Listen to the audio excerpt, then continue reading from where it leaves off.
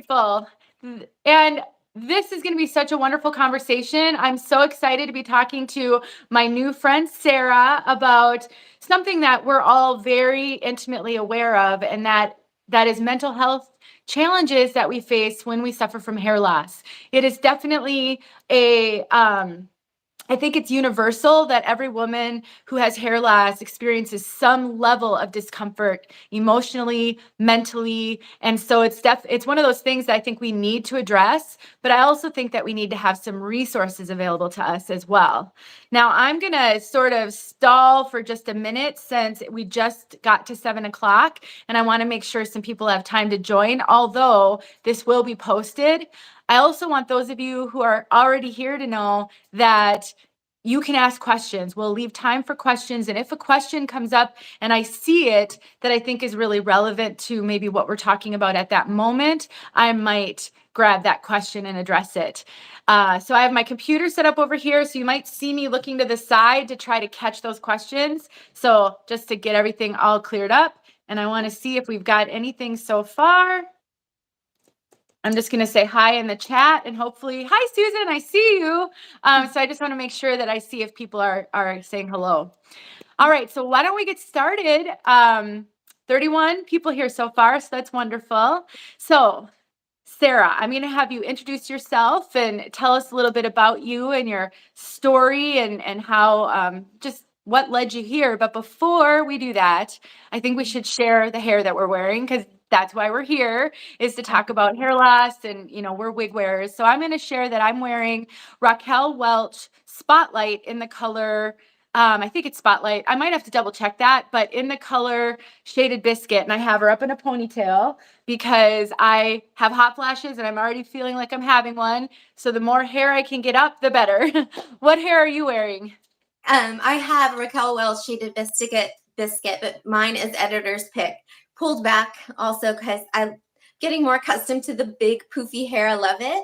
But every once in a while, it's kind of got to get out of the way. Absolutely. I love how you have it styled right now. Everybody, I see you're all saying hi. I'm not going to pause right now to acknowledge everybody, but I will just reiterate that as we're going through this conversation, if you have questions, you can ask them. We'll leave time at the end, but if I see a question that I think is really relevant, I might interject it, or I might wait till the end. It's kind of hard to do both at the same time, but don't hesitate to ask questions. All right, go ahead, Sara. Why don't you introduce yourself and tell us a little bit about you? Yeah, my name is Sara. I am a psychotherapist in private practice in San Francisco. I can talk just a little bit about sort of my background and what brought me here today. Yes, please. So I'm getting older. So it's been more than 20 years ago when I was an undergrad, and I got a degree in women's studies, which, my parents didn't think was very practical at the time, but it led me to having some early kind of conversation and exploration about body image and self-esteem, kind of when it was a newer conversation. So that's something that's always been really important to me. And I've worked as a social worker working with women's issues. So, fast forward, gosh, more than 20 years now, I'm in private practice. And so I've brought some of that with me. And I really focus in my practice working with women. I work with women who experience trauma. And when I started having my hair loss experience, that became something I was more comfortable sharing with my clients. And they see my different hair every day when we do therapy, love it. And I think through my educational experience combined with my hair loss, it became something that I love and I'm just really passionate about and happy. Thank you so much, Denise, for inviting me to talk about this today. It's a really, really important topic. So absolutely. And I just want everybody to be clear. This was not my idea. Sara deserves all the credit for this. She reached out to me and introduced herself and shared a little bit of her background. And so we had a phone call and really kind of, I think we both realized that this would be a wonderful opportunity to talk about this live with all of our hair loss sisters and wig sisters. But I didn't think of this. Sara is the one who really approached me with this. So I want to thank you, because I'm sure it took some courage, and you don't know me, you don't know how I'll respond to it. And so thank you very much for doing that. Absolutely. Yeah. Well, and I So think that's an example right there, right? Sometimes it's hard to reach out, and I appreciate you again giving me the ability to do this. So thank you. yes, it's my pleasure. So tell me a little bit about why you're so passionate about helping the hair loss community. Absolutely. So it definitely started with me as a personal journey. It's been more than 5 years ago. I started losing my hair, and it was one of those things where in the beginning it was a little bit, and it's like, is this really happening? Am I crazy? Kind of let it go on a little bit longer. It's like, no, I'm really losing my hair. Um, so went to the doctor, and it's one of those things where it's like it's stress or it's your diet, it's these 50 different things. And after this whole like exploration kind of came back without much, other than this is going to be a piece of my life moving forward. And I think my story is very similar to a lot of people in that my mood, just my confidence, it took a dive.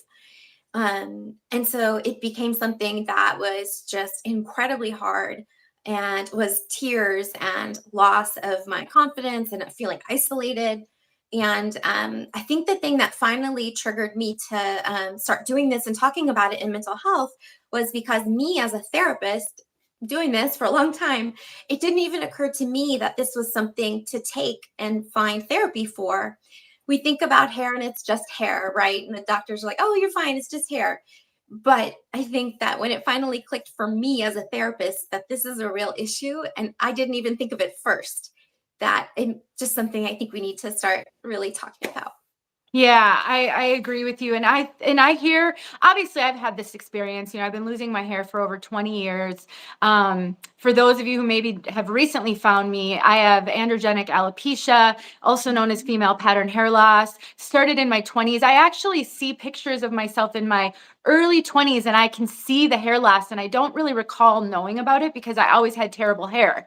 Thin, fine. I had autoimmune issues since I was 2. And so but when I really started to realize I was losing it and it wasn't coming back, nobody could help me. Nobody knew anything. I went to a dermatologist, I went to a doctor, and no hairstylist had any suggestions. It was really frustrating. And, I hear the same stories today even, and it's really unfortunate. And also I get a little angry sometimes when I think about how much we have to do for ourselves in this, and there just aren't a lot of resources. So I appreciate that you've used your hair loss and your own struggles and applied that to your expertise to help people, because I do think there are other people out there with this experience that aren't using it to help people, which, no judgment, we're all in a different place, but I really do think that is why I was drawn to you, because I see that desire to turn, I guess, make lemonade out of lemons, turn a bad Mhm. experience into good. No, absolutely. Yeah. And it's been definitely for me ups and downs too. So, I'm more comfortable today talking about my hair loss and talking about what wig I'm wearing, but it hasn't always been linear, right? There are days still after 5 years, 6 years of losing my hair that it feels like I'm kind of back to the beginning and I'm having those tearful moments. So I think for me, being able to really talk about this and get it out there is also kind of healing, or let's say very healing for me. So I'm hoping other people opening up also about their hair loss, whether it's in public or even just with the therapist, that it'll be a healing journey as well. Yeah. So I want to kind of dive into this a little bit. So I hear from people all the time about the things that they're struggling with when it comes to hair loss. I've heard anything from I want to not live anymore Right. to I quit my job. I've heard women tell me they've quit their job. Women have told me they've quit social events. I hear from women who are single and they don't feel that they can date, and kind of anywhere in between. And so talk a little bit about the mental health aspect of this and how it's connected to hair loss. Absolutely. So I think that the biggest thing to know with hair loss is that it's definitely something that is tied for most of us to our femininity. Hair, as we're brought up, is something that makes us feel beautiful. It's something that is part of all of the events in our life, right? Wedding hair, prom hair.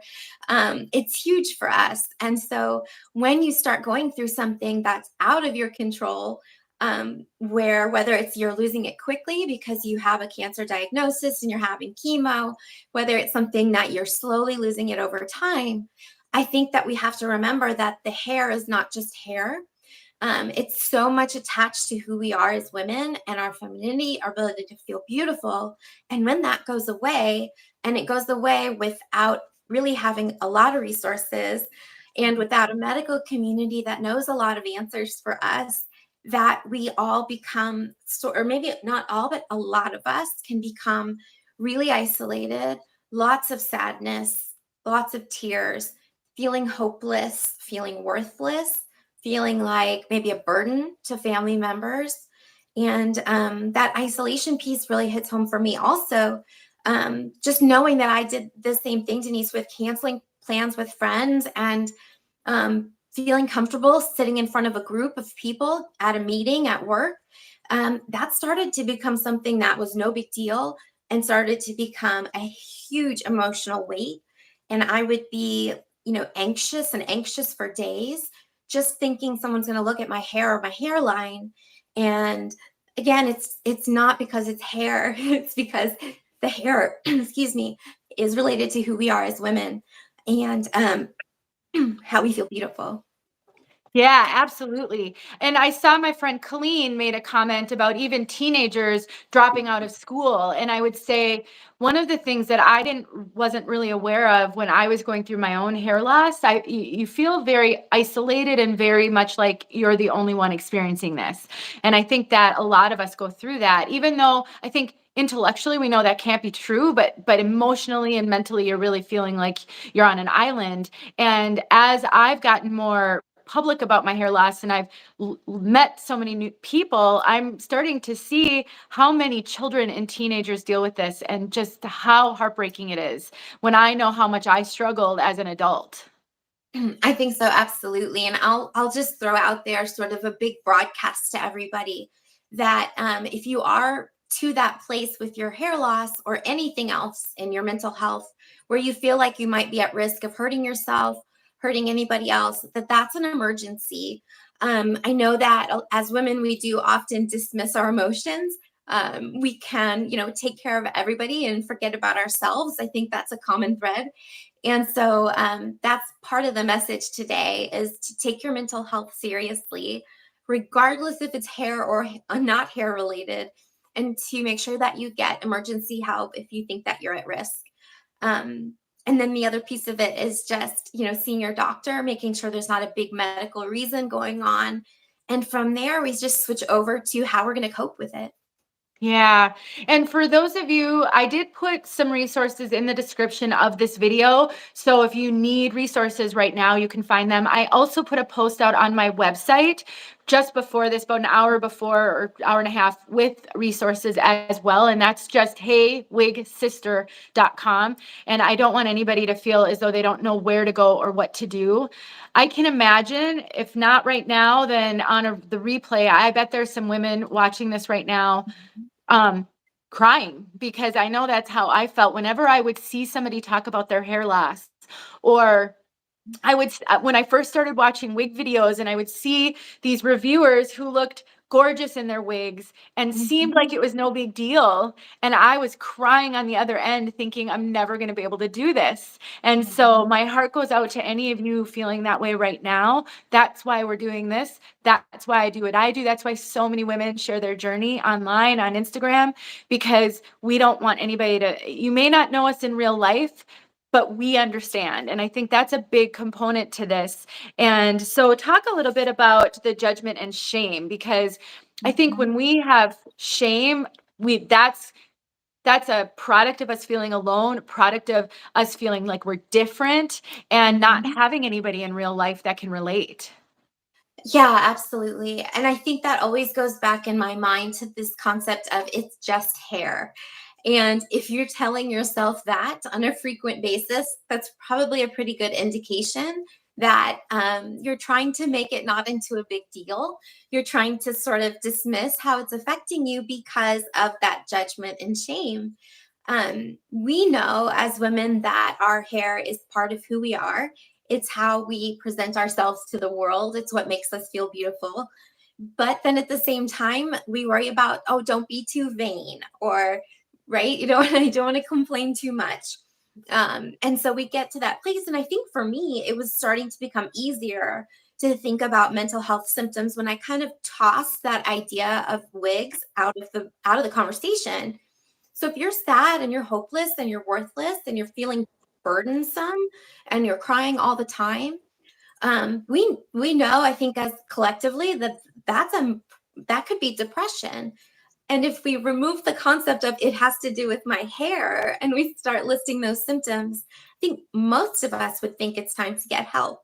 So I think for me, that's that judgment and shame, right? Or if we had all of those symptoms with any other condition, we would know it's time to see a therapist. But we drop hair, we drop wigs, and then we start to think we shouldn't feel this way, I shouldn't do this. And it kind of goes from there. Yeah, absolutely. So what are some things that people can do? So, we're stuck in this whirlwind. We're stuck in, this black hole, and we don't know, we're barely functioning. We're canceling plans. We're becoming homebodies when maybe we weren't before. We're terrified people are going to know, or that they're judging us. And so we can't see the forest for the trees. How does somebody move forward, or what are some steps that they can take? Yeah, absolutely. I think that there's categories.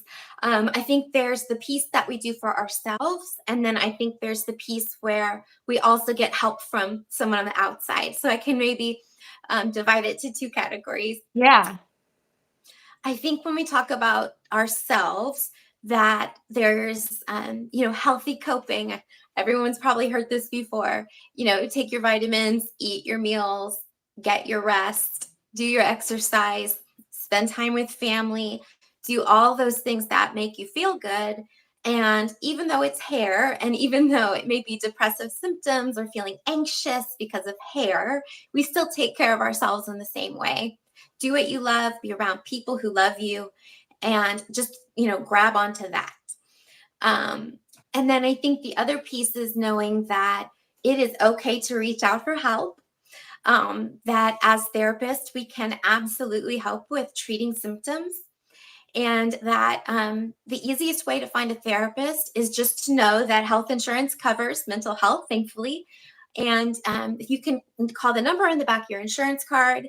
In the resource list, Denise, thank you so much for posting. There's ways to contact therapists and to sort by insurance plan. And there are hotlines. There are all kinds of mental health services available. So I think there's the piece we do for ourselves, the piece that we get help with, and then always knowing if it starts to get to that dangerous place that you consider it a real emergency, call 911 if you must, and never dismiss that if it's something you are going through, excuse me. And I think a lot of us have been there. Yeah. How much do you think it helps to acknowledge that this sucks? Like, what aspect of it is to say, you know what, this is bad. This hurts. And, to really kind of acknowledge it versus brush it under the rug, deny it, constantly say to ourselves, people have it so much worse than I do. With thinking about, for example, the Maui fire and how many people lost everything. And so it's really easy to minimize our own suffering, knowing that somebody else has a different suffering. And so how do we get beyond that, or how much does that play into this, do you think? I think that's a huge part of it, because again, it goes back to that concept of, hair is part of who we are, and hair is what makes us feel beautiful. But that's the judgment and the shame, right? And a lot of us, myself included, I don't know anyone in my day to day that wears a wig or a topper. So that's part of, I think, too, where the secrecy kind of begins. If you know somebody in the community, or you have a friend that has hair loss, then you are lucky and you've got somewhere to go and someone who gets it. But for a lot of us, we're out in the world without support. So we stuff it down. It becomes embarrassing.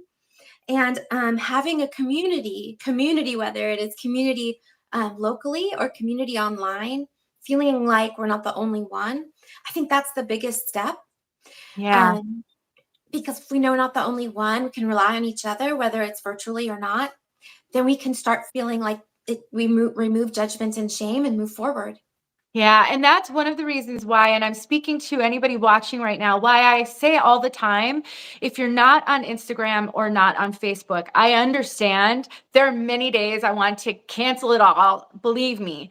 But when you're going through a hard time like this and you feel so alone, you're at your most vulnerable, and it really is an opportunity for you to connect with other women who are going through some of the same things. I've told many women, just create a Facebook account temporarily. And I have a list of great Facebook wig groups, hair loss groups that you can join. I've got some of them listed at my website. I'm happy to send them to you. But it's going to be hard to overcome this if you are always alone and you don't have anybody who understands. And I can't tell you how many women have finally taken my advice and reached out to me and said, I was so resistant to getting on Facebook, or I used to be on Facebook and I hated it, but Mhm. I heard you say this 10 times. And so I finally did it. And I just want to say thank you, because I now don't feel so alone. And it may be a forever thing. It may be a temporary thing, just until you can kind of get over that hurdle that you're experiencing right now with the just feeling stuck. Because I think when we think about anything else that we go through in our lives that's hard, whether it's like losing a job or having an experience with grief or loss, we know that what makes us feel better is connecting with other people. And this is just one of those situations where, whether we don't have access or because of the stigma, people are not talking about it, that going online, and for me, it's not a comfort zone, but it became, I think, a lifeline to know that there is some kind of solution. And maybe I couldn't find it at the doctor's office. Maybe I didn't find it when I was in bed crying and feeling alone. But, it's amazing sometimes how that little bit of community online, even, you start to think like, oh, okay, this is not just me. I'm not by myself. And I think that's really, really powerful for Yeah. mental health in every aspect of our lives. Really, absolutely. I 100% guarantee. Now, I saw that Ria, I don't know if I'm saying your name right, but she had mentioned how doctors don't understand how this affects us mentally. And you and I talked about that a little bit because so for everybody else who weren't part of our private conversation, I was sharing how it can be really hard to find a therapist who you connect with, who understands you or communicates with you in a way that is comfortable for you. And, I hear stories all the time of people having to see 3, 4, or even 5 therapists before they find someone that they can really work with. And so I would imagine that in the hair loss world, there are plenty of therapists who really don't understand this. And so what are your thoughts on trying to find someone for this purpose? So I think, again, for me, there are very few, if anyone, that I'm here with that does this sort of specialization. But any therapist can help with addressing those underlying symptoms, right? So if you're feeling sad or hopeless or worthless or any of those things that sort of describe other mental health conditions, I think if you start reaching out into the mental health community, maybe you don't quite have the label that I'm feeling this way because of hair loss. But if you find a therapist that can treat those symptoms and you feel comfortable with that person, that's going to be your entryway into getting some real support. We're all trained in mental health to find a way to connect with our clients, with our patients. And I think any good clinician will say, hey, I don't get this. I've never lost my hair, but let's talk about it together. And even if it's not the exact experience, we've all been through things that are hard and can connect on some level. And it's private, right? So if it's uncomfortable a little bit the first few times, thankfully it's private and nobody's going to see that discomfort. Yeah, absolutely. I just have to say something. Sarah, 35-ish. I timed you out accidentally. I don't even know what that is. I was trying to like your comment and it said I timed you out for 300 seconds. I didn't do it on purpose. That might mean you can't comment. I'm so sorry. I don't really fully understand these YouTube lives. I wanted to like what you said, not time you out. So please forgive me. I just wanted to say that because she might be going, why can't I comment or why can't I see my comments? So I think before we continue on, I just want to say to everybody, if you have questions, please go ahead and ask them. We definitely want to make sure that if there are questions that you have, that we're able to address them, and that, if we haven't talked about something that you're interested in, so go ahead and ask those questions. I will also say that the aloneness that people feel is one of the reasons why I started to do phone and video consults, and I don't charge for my time because I know how hard it is to not have anybody to talk to. And while telling people to join the Facebook groups or get on Instagram is one solution, there are people who just can't do it for whatever reason. There's something behind why that's almost worse than having hair loss for them. And so I wanted them to have another option. Talk a little bit about what you do though. So you're a therapist, licensed therapist in California, but talk about the other website that you have and what you do with that. Yeah, so that's really for me is a passion project because I've been working in mental health, working with primarily women for so long. And then when I had this hair loss experience and knowing how incredibly hard that it's been with so few resources, I really wanted to be able to offer a little bit of that real knowledge, like Denise, like you share all the time. Like I watch your Tip Tuesdays, right? And there is that component, I think, of the education. And then there's also the mental health. And so my hair loss consultant is sort of marrying those two things where I'm not going to be providing necessarily therapy, but it's more of that one-on-one education for women that like me, needed a hand holding and didn't quite have it. And my thought is that through that education piece, also understanding personally and understanding from mental health that I can be that person that I really wish I'd had, feeling like a best friend. And even just when you get the first wig in the mail, having somebody be there with you to open the box, things like that can feel small, but they're huge. And so I felt like that could be something that I could give back as much as I could. Those scary moments to try to make people not have to encounter that completely alone. Yeah, absolutely. So one question I saw someone mention about dating, and that was an example that I had given earlier, that it can be really scary to date while you have hair loss. Some people know my story, but I met my husband when I was 35 and I was already well into my hair loss. I was using hair fibers to hide my hair loss, and I worried a lot about how I would tell him and what he would think. And I'll never forget, one day we were sitting, I think we were watching TV or a movie or something, and I rested my head on his shoulder and the top of my head touched his cheek. And so I was there for a while. And then when I was done, I kind of looked at him and he had fibers on his cheek. And I hadn't told him yet that I had hair loss and I was wearing fibers. I was mortified. And I just really quickly tried to hug him and wipe his cheek off. And it was really embarrassing. He didn't know. But at some point I had to tell him, and he was wonderful, but you don't know how they're going to react. And I think that contributes to all of this. Well, absolutely. I think that underlying all of this is just fear, right? That's what anxiety is. That's what social anxiety is. That's just its bottom line fear. It's fear of judgment. It's fear of this stigma that comes with wearing wigs. And when you have someone that you want to become close with, whether it's someone that you have a romantic interest in or just making close friendships, it may be something that at some point you'd be comfortable sharing. I think with someone that you're going to be in a romantic relationship with, you wait until the right moment, right? You wait until you're comfortable. And there's not a timer on that. I think that's important to know. There's not a timer on any of these symptoms or feelings about hair loss to go away. So when you're dating, you wait until you're comfortable. I, with everything in dating, whenever you go to the next step, you wait until you're comfortable. And you can tell, I think, a lot about a person by the way they respond.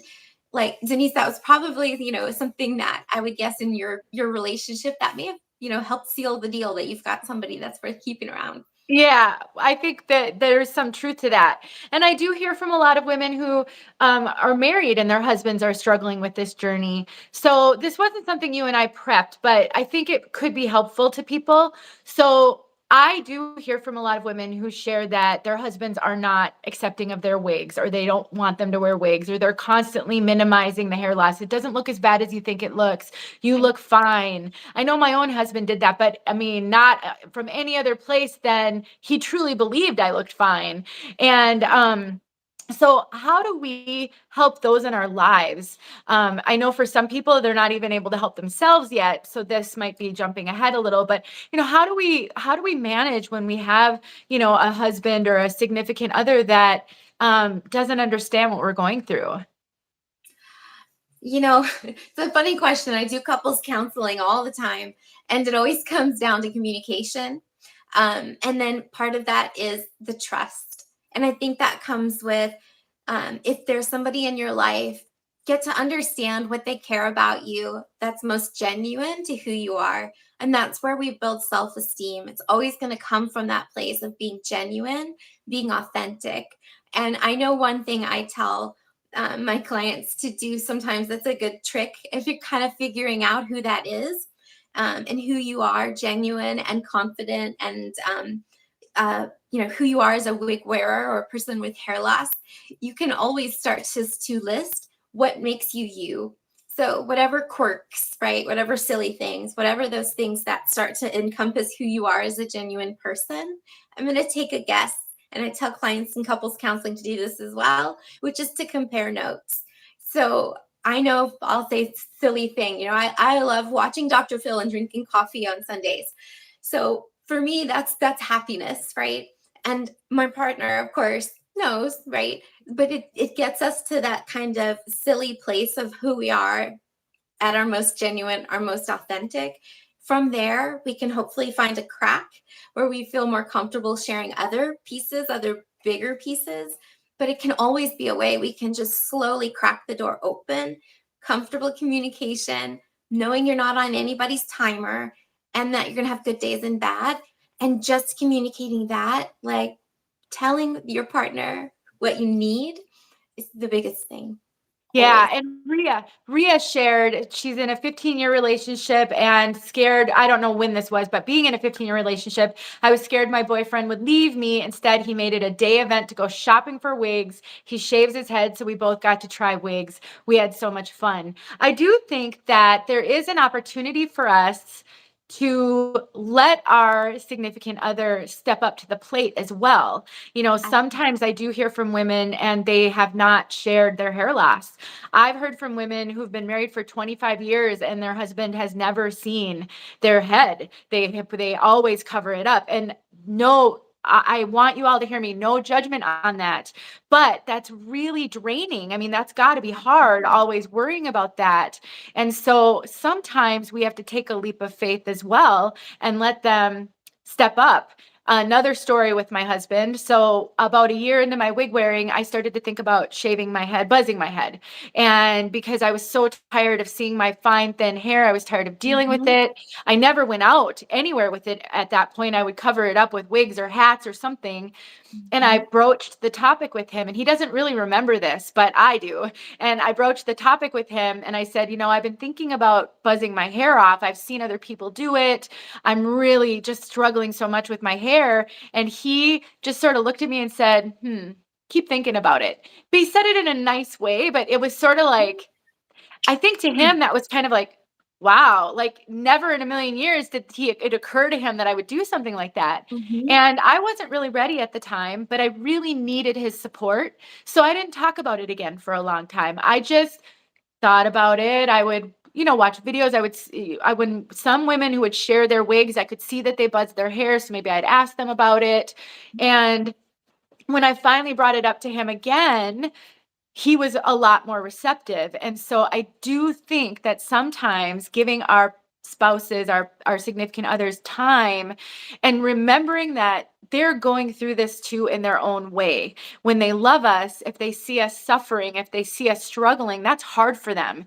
And men deal with things differently than women a lot. And so, our emotional response doesn't come across as an emotional response from them. And that can cause a lot of misunderstandings. I'm sure you see that a lot in couples counseling. I do. I do. And I think it's also just that there's the stigma, there's the shame, and it is foreign, I think, for so many of us. So, like, my other half, he's amazing and has been supportive throughout. But, we had to have these conversations like, this is a wig and this is a topper. Don't put this too close to hot objects. Let me have my space. And then for me also, it took years, but getting to that place to be able to buzz it off, pink sometimes with my hair like this long. And it took years though. And I think that's important to know is even with the most amazing other half in your life, that it takes as long as it takes. And in the meantime, know I would hope that you feel loved and cared for with whatever boundary you feel like you need for your own protection of your own mental health. Yeah. Well, so I think we've been talking now for about 36 minutes, and I want to know if does anybody have any other questions or any other topics you'd like us to cover? I do have a topic, but I think we're going to save this, and I think Sarah and I will do another live in the future because I think there's an opportunity for us to cover some other things. But let me just see if there's any other questions or any other things that you want to share here in the comments. Just looking through the comments right now. I'm not really seeing any questions. I'm seeing people kind of sharing their experiences. And it really Mhm. sounds like, while we have different experiences, I think we all have some universal experiences as well, such as the people in our lives not understanding or trying to minimize what we're going through. Yeah, and I know that, like you said, it's being told that everything's okay. You look great. Nobody's gonna notice, right? And most people probably won't, right? Over time, we do learn that nobody's really looking at that close to our hairline. But Yes. especially in the beginning, that's probably the worst advice or the worst, right? Because it doesn't quite validate the experience that we're going through. So knowing, I think, maybe two pieces that, whoever it is we're in a relationship with probably doesn't know what to say. They're doing the best that they can. And, don't dismiss your own emotions. And you don't have to ask anyone in your life to dismiss them either. It's all about opening up when you are ready and slowly, a little bit at a time, maybe one week at a time, one topper at a time. And I think eventually you'll get to a place where, like Denise, you are incredibly open with your hair loss. I think we can get there. It's just giving ourselves time and knowing that everybody's journey is going to have 1,000 bumps in the road. Confidence is not going to always be a straight line, and that we can come back to this community. Thank you for creating to get a little bit of support when we've had those days that are terrible. And maybe somebody's made a comment that made us uncomfortable. So we've got a place to go. And I think that's why this community is so important. Absolutely. And I will reiterate again, if somebody is alone and they're not in any of the social media, that could be one way for you to not feel so alone, at least temporarily. And talk to other people, get advice from other people, get feedback from other people who understand it and aren't just trying to make you feel better. I think that can be really helpful as well. I do see a question, how to overcome the mourning process. It has been years of good days and bad, perhaps accepting what it is and being grateful we have alternatives, but still feeling the loss. And I do think there's a grief process. Yeah, absolutely. And, we grieve, I think, not only when people pass away, we grieve when a relationship ends. We grieve even when pieces of our life, like we can sometimes feel sad when we graduate from college or feel sad, after a child has moved out of the house. Grief is not always attached to something like, someone passing or someone dying. So I think it's important for one to just recognize that grieving is going to be part of it. Again, it's going to be good days and bad. And I think that the more we allow ourselves to feel our feelings rather than to suppress our emotions, that we're going to be able to get them out, get them processed. And that can be the most helpful tool. I always tell my clients, when you suppress your emotions, it's always going to pop up somewhere else in your life. The whack-a-mole game, right? So if you're suppressing your sadness or your, anything to do terrible with your hair loss and you're not letting that out in a safe space, even if it's online, then it's going to pop up somewhere else in your life. And it could be more emotions. It could be you're not sleeping well. It can be that you're isolating. So again, it could be, let's avoid the whack-a-mole. Feel your feelings, allow your grief process to go on. And I think also community and surrounding yourself people that love you, anything you do to make yourself feel better, even if it's something silly, can be a good way to cope. Absolutely. And I think it is important to remember that this is not linear. And you've said this multiple times, even with your own experience. So sometimes people can feel like it can actually set them back quite a bit when they're, they've struggled. They found a wig that they actually like and they feel good in. And then 2 weeks down the line, they feel terrible in that wig again now, and it looks wiggy and they hate everything. And now they're back and they're thinking, what's wrong with me? Why can't I just keep moving forward? But that's really not how it works. Well, yeah, and I think too that the wigs are a tool, but they're not what's going to fix the underlying emotions. So, knowing that just having the right wig, it will help. It will definitely help, but it's not going to get rid of all that sadness or anxiety or social anxiety that you feel. So I think you make sure that you kind of address it both directions. And, I went to brunch with a friend a couple of weeks ago, made a comment about my hair, and I think I took a little bit of a dive, and I do this again for a living. So it just kind of those things to know that we really all do, regardless of how public we can be with what we're going through. Yeah, and I'm actually glad you brought that up because you had mentioned that to me, and I was thinking, Mhm. how do I ask if she's comfortable sharing that? Because I think it is important that people know this happens to even people who are, have got gained confidence, that some Mhm. things sometimes just kind of set us back a little bit. Yeah, absolutely. And I think for me that it was like when I think I told you the story also, Denise, of the first topper that I had and the first time I wore it to work. And I work in mental health. I work in a hospital at that time. And someone made a comment about it on that first day, and it took so much convincing to drag myself to work in my topper for the first time, getting not such great feedback. It took me for a dive in my journey, took a step back, found my way forward eventually. But I think those things happen and we have to expect them, allow ourselves to cry if we need to cry, and then you do that, either take care of yourself or get somebody to help take care of you, therapist or Yeah. family. That's great advice. And I do love the way that you really said wigs aren't going to solve this. And that's something I need to talk about more and remember, because a lot of women think wigs are the solution. And I've seen the comments even here of people, I've bought 20 wigs, I've bought 40 wigs, and I don't feel comfortable, and this isn't helping me. And it may be because we're looking for the solution in the wrong place. I think so. And I know that even, myself, in the beginning, buying and just knowing that eventually I think that you're going to find a wig you love when you're ready, if emotionally, more than the other way around. Because you can have the perfect wig, and if you're not feeling good about yourself, it's not going to feel good on you. So I think just separating those two things, and also just being kind to yourself. You don't have to love the first one or the second one. And if you try it on and it's not perfect and you end up feeling sad, then that's okay. Feel sad.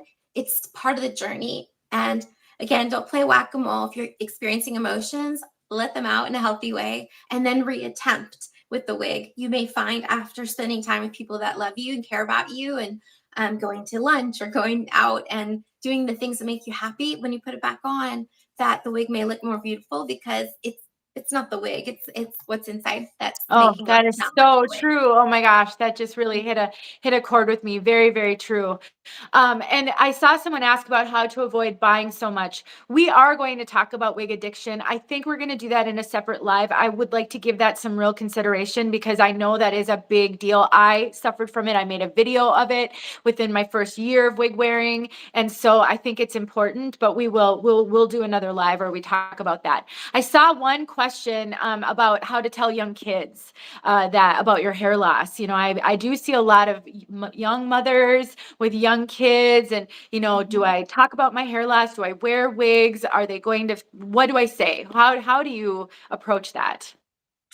I think the best way with people in your family, whether they're kids or maybe it's slightly older, is to talk about what your values are and what your values tell you about body image, about beauty, about privacy, about all of it.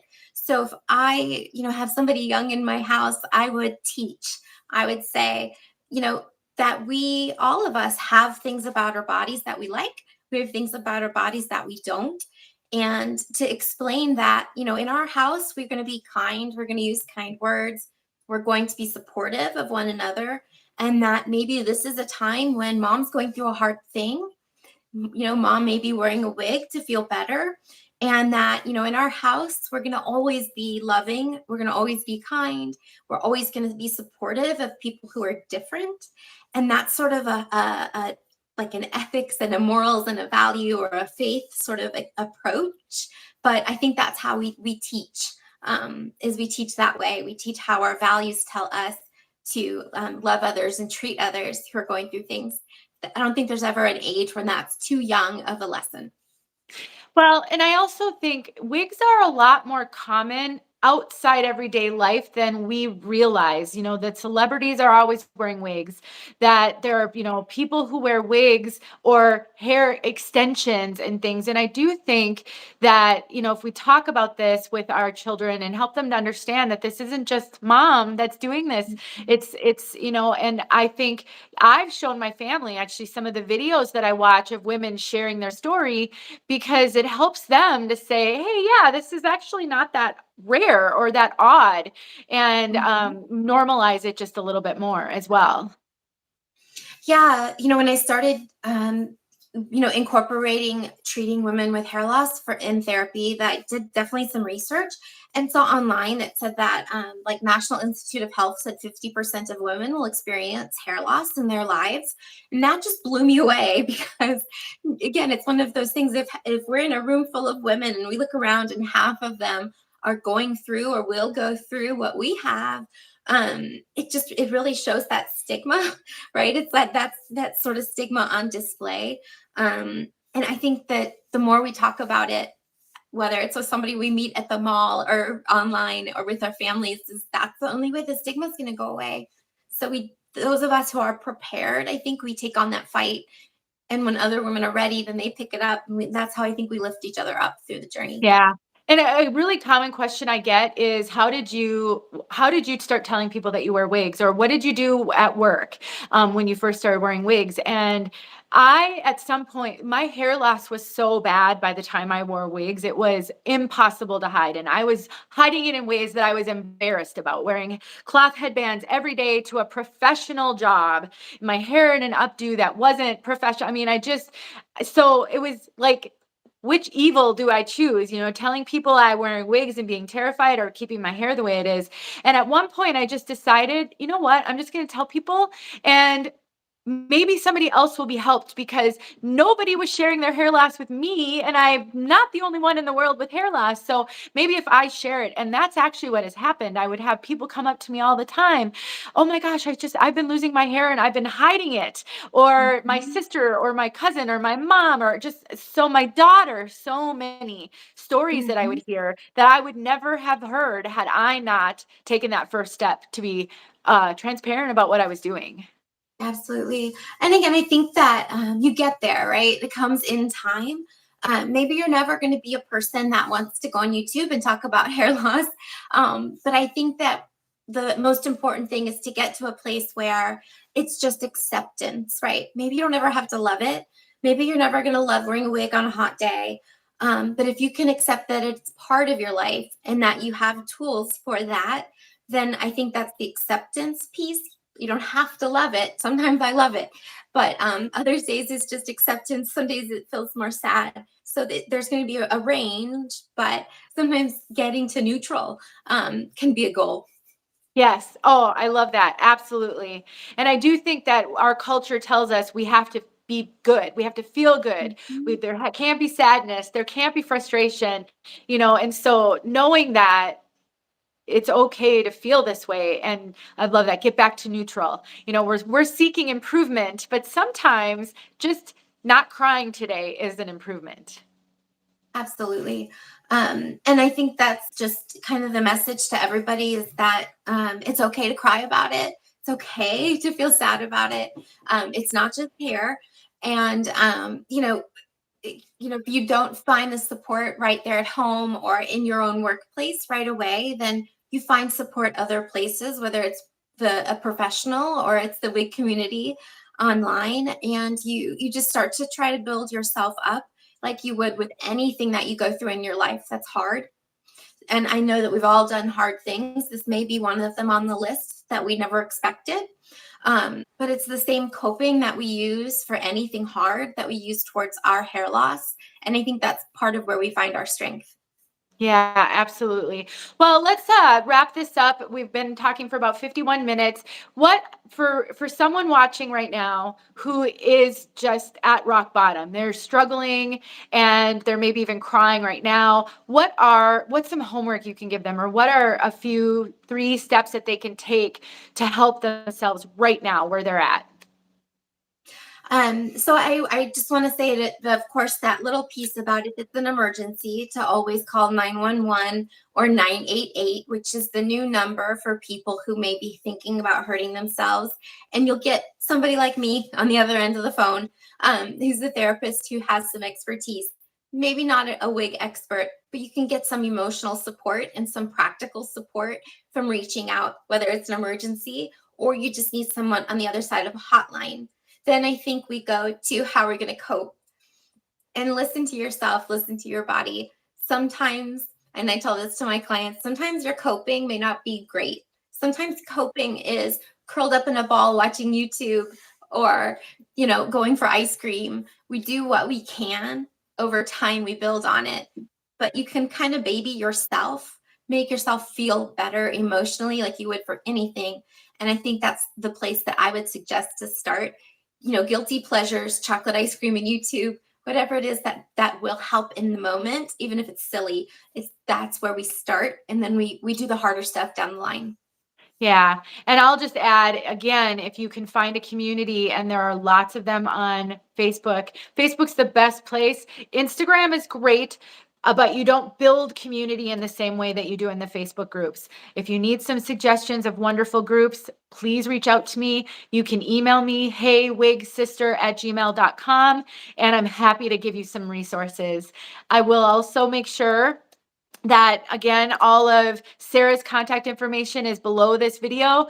I also shared it on my website. So if you need any help or want to reach out to Sarah, she is absolutely wonderful and available to you. If we missed any questions, I will note them, and I'm sure Sarah and I will be back with another live. We already talked about that. And I said, we'll see how this goes. If people like this and if it was helpful, then we'll maybe do this again at least one other time. And I told you guys all on my community page, I really want to go live once a month going forward, because I just love talking to you guys and getting real-time feedback. So that could be part of that as well. So if I missed your question, we'll make sure to get it answered in a future live. Do you have anything else you want to add? I guess just one more thank you for the community that you've created. And, for us to just maybe even take this time to remember that, take good care of ourselves. If you haven't done anything kind for yourself in the last few days, just take a moment, take a breath.